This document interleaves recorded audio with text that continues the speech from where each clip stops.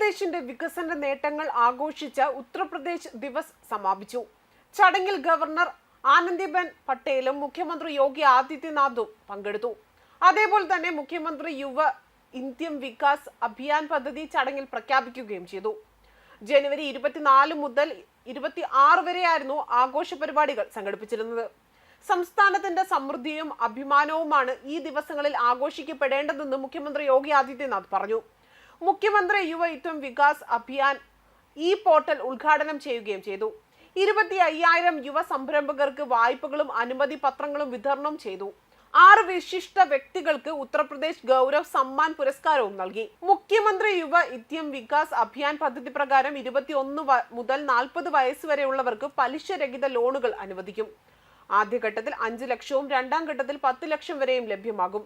2016-17 കാലയളവിൽ ഉത്തർപ്രദേശിന്റെ സമ്പദ് വ്യവസ്ഥ 12 ലക്ഷം കോടിയായിരുന്നു. പിന്നീട് 27 ലക്ഷം കോടി രൂപയായി. പ്രധാനമന്ത്രിയുടെ വിഷൻ അനുസരിച്ച് 4 വർഷത്തിനുള്ളിൽ തന്നെ സംസ്ഥാനത്തിന്റെ സമ്പദ് വ്യവസ്ഥ $1 ലക്ഷം കോടി ഉയരുമെന്നാണ് അദ്ദേഹം പറയുന്നത്. പ്രധാനമന്ത്രി നരേന്ദ്രമോദിയുടെ ലക്ഷ്യമായ 0 ദാരിദ്ര്യം സംസ്ഥാനത്തിൽ നടപ്പാക്കുന്നതിന്റെ ഭാഗമായി സർവേ നടത്തിവരികയാണ് എന്നും യോഗി ആദിത്യനാഥ് അറിയിച്ചു.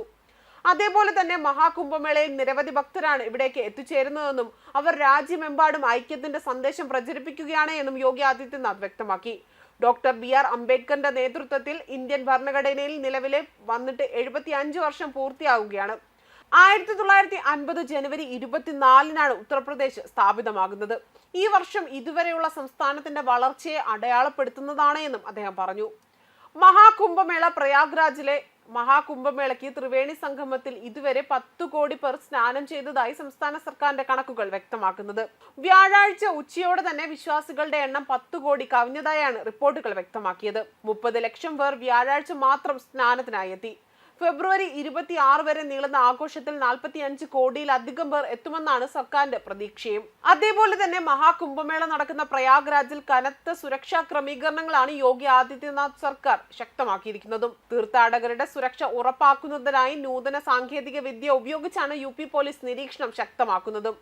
തിരക്കുള്ള എല്ലാ പ്രദേശങ്ങളിലും കൂടുതൽ പോലീസ് ഉദ്യോഗസ്ഥരെയും ഡ്രോണുകളും വിന്യസിപ്പിച്ചിരിക്കുകയാണ്. മഹാകുംഭമേളയ്ക്ക് ഒരു കളങ്കവും വരുത്താൻ അനുവദിക്കില്ല എന്നും തീവ്ര ഇസ്ലാമിസ്റ്റുകൾ തക്കം പാർത്തിരിക്കുകയാണ് എങ്ങനെ ഒരു ആക്രമണം അഴിച്ചുവിടാൻ വേണ്ടി. എന്നാൽ യോഗിയുടെ കീഴിൽ ഒരു ചെറുവിരൽ പോലും അനക്കാൻ ഇസ്ലാമിസ്റ്റുകളെ അനുവദിക്കില്ല എന്നതാണ് മറ്റൊരു വാസ്തവമായ കാര്യം. ഇവിടെ ത്രിവേണി സംഗമത്തിൽ സ്നാനം നടത്തുന്നതിനായി ലക്ഷക്കണക്കിന് തീർത്ഥാടകരാണ് പ്രയാഗ്രാജിലേക്ക് ഒഴുകിയെത്തുന്നതും. തീർത്ഥാടകരുടെ സുരക്ഷയ്ക്ക് തന്നെയാണ് യോഗി ആദിത്യനാഥ് സർക്കാർ മുൻഗണന നൽകുന്നതെന്നാണ് ഇവിടെ വെളിവാകുന്നതും. സംശയാസ്പദമായി കണക്കാക്കുന്ന ഏതൊരു വ്യക്തിയെയും അല്ലെങ്കിൽ അത് AI സംവിധാനമുള്ള ഡ്രോൺ ക്യാമറ ഉപയോഗിച്ചുകൊണ്ട് കണ്ടെത്തി വേണ്ട നടപടികൾ സ്വീകരിക്കാൻ സാധിക്കുന്ന തരത്തിലാണ് സുരക്ഷാ ക്രമീകരണങ്ങൾ ഒരുക്കിയിരിക്കുന്നതും. ന്യൂസ് ഡെസ്ക് കർമ്മ ന്യൂസ്.